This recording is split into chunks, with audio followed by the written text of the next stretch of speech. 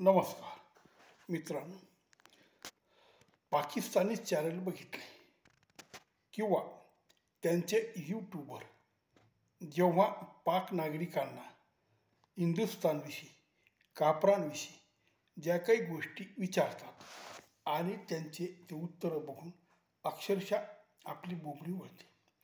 कुठल्या मातीत हे जन्माला आले, कुठल्या मातीत हे लोक घडले की जे असली भाषा वापरतात. कारण मित्रांनो, जेव्हा तुम्ही त्यांच्या यूट्यूबरकडनं ऐकलेले, बघितलेले प्रश्न आणि त्याची उत्तरे जेव्हा तुम्ही बघता तेव्हा अक्षरशः तुम्हाला कळत नाही हे लोक नक्की आहेत कोण. हे मानव आहे की आपल्या पुराणात सांगितल्याप्रमाणे राक्षस किंवा दानव आहेत असली यांची भाषा. खरं तर हे सगळं बघून खूप विचित्र आणि वाईट वाटतं की आपल्याच DNA हे लोक काही शतकापूर्वी हे सगळे हिंदू होते. आज मात्र आपल्याला ते कापर समजतात आणि शिव्या घालतात. धर्म केवढा विध्वंसक असतो. म्हणूनच मार्क्सने असं म्हटलं होतं की धर्म ही अफूची गोळी आहे, एकदा ती तोंडात गेली की तो माणूस सगळं तारतम्य विसरतो आणि मानवाला मानवसुद्धा समजत नाही. अशाच पद्धतीची आजची अवस्था पाकिस्तानाची आहे. हे लोक ना संस्कृती समजतात ना नीट धर्म समजतात. खरं तर त्यांच्या बऱ्याचशा विधीमध्ये म्हणजे लग्नविधीमध्ये मोठ्या प्रमाणात भारतीय संस्कृतीचा वापर होतो. लग्न जे कार्यक्रम असतात त्यात भारतीय लोक ज्या पद्धतीने परंपरा पाळतात, ज्या पद्धतीने लग्न समारंभामध्ये जे वेगवेगळे गोष्टी केल्या जातात तेच गोष्टी पाकिस्तानसुद्धा होत असतात. पण ते मात्र ती गोष्ट स्वीकारत नाही की हे हिंदू संस्कृतीची गोष्ट आहे. खरं तर यांना इतिहास नाही, परकीय इतिहास यांनी चोरला. गजनी, घोरी, बाबर अशा अफगाणी लोकांची नावं यांच्या शपनसराव आहेत. म्हणजे यांचं मूळचं काही नाही. हे स्वतःला अरबांचे पूर्वज समजतात, पण हे सगळे बाटलेले मुसलमान आहेत. जेव्हा तलवारी घेऊन मुसलमान ह्या देशात आले तेव्हा यांच्याकडनं पटापट सलवारी नेसल्या गेल्या आणि हे मुसलमान झाले. आज मात्र हे स्वतःला अरबांचे वंश समजतात आणि अरबी भाषा आपली समजतात, अरबांची संस्कृती आपली संस्कृती समजतात. अशा पद्धतीचा सगळा कारभार आहे. आणि ही अरबी संस्कृती म्हणून मोठ्या दिमागाने ही लोक मिळवत असतात. खरं तर भारताबरोबर व्यापार बंद करून हे भारतीय माल दुबईवरनं घेतात. म्हणजे हा सगळा द्राविडी प्रणायम आणि याच्यात यांचं मोठं नुकसान होतं.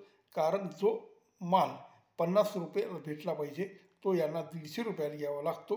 पण यांना धर्माच्या नावाने एवढे बेधुंद आणि होश गमावलेले हे लोक आहेत की यांना त्यामुळे आपण गरीब होतोय, आपली अर्थव्यवस्था डबघायला आली, आपण भीक मागण्याच्या अवस्थेला आलोय हे यांना अजूनही कळत नाही.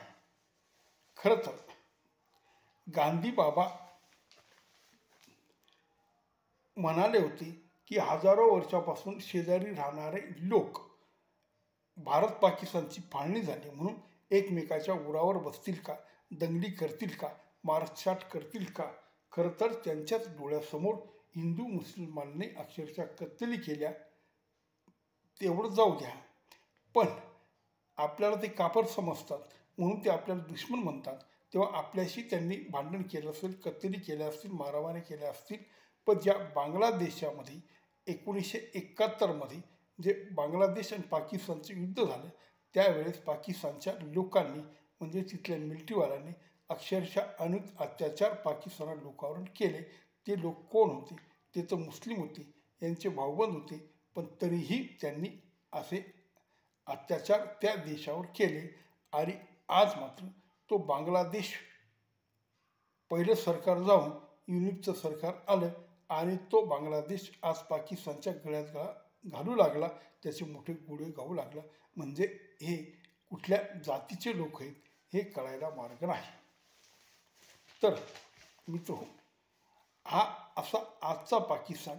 जसं आपण विचार करतो तसं आपल्याला बधीरपणा येते आणि आपल्याला काही सुचत नाही. खरं तर पाकिस्तान हा मेंढरांचा कोंडवाडा झाला. यात गरिबांचे विचार नाही. लहान मुलं, स्त्रिया अक्षरशः बंदिवासात पडल्या. ना शिक्षण, ना मनोरंजन, ना प्रगती. स्वतःबरोबर देशाची नाही आणि स्वतःची नाही. धर्म म्हटलं की यांना फेफरं येतं, त्यात सगळं वाहून जातं. अशी ही यांची आजची अवस्था. खरं तर पाकिस्तान कंगाल झाला, काही राहिलेलं नाही. तिथल्या संस्था, तिथले वेगवेगळे मोठमोठे कारभारी, तिथल्या कंपन्या, काही राहिलेलं नाही. अक्षरशः तो जो दिकेला लागला. जगभर ही लोक गेले, जिथं गेले तिथं चोऱ्या केल्या, जिथं गेले तिथं बलात्कार केला आणि त्या देशाचं बरोबर इस्लामचं नावही या लोकांनी खराब केलं. पण त्याचं त्यांना काही वाटत नाही. अजूनही अशा फुशारक्या मारतात. जेव्हा आपण यूट्यूबवर बघावं तेव्हा हम काश्मीर लेके रहेंगे अशा पद्धतीच्या यांच्या वल्गना चालू असतात. हमारे पास बहुत बडा कलमा है, हमारे पास अल्लाह है, अशा गोष्टीच्या घोषणा करतात. पण अन्नाची मोताद आहे तर यांना मात्र हे कळत नाही. तेव्हा मित्र, या देशाचं होईल काय ही मोठीच काळजी वाटते. खरं तर आपल्याला काळजी करायची गरज नाही.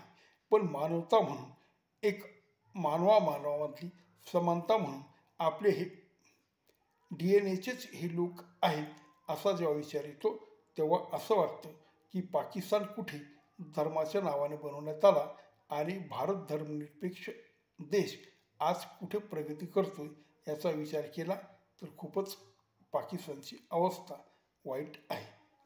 नमस्कार.